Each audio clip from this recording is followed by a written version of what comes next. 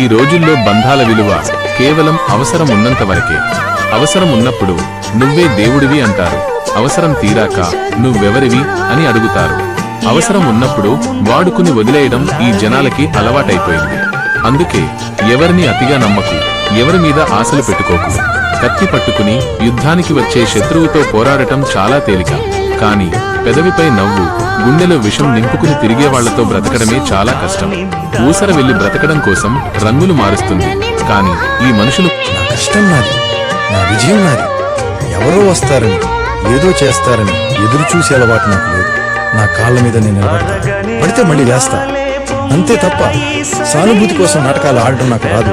నన్ను ద్వేషించే వాళ్ళకి నేనొకటే చెప్తున్నా, మీరు నా గురించి ఎంత తక్కువ చేసి మాట్లాడితే నేను అంత ఎక్కువ ఎదుగుతా. నేను కొలిమిలోని నిప్పు లాంటి వాడిని, ఎంత కాలితే అంతే వెలుగుతా. That is my power.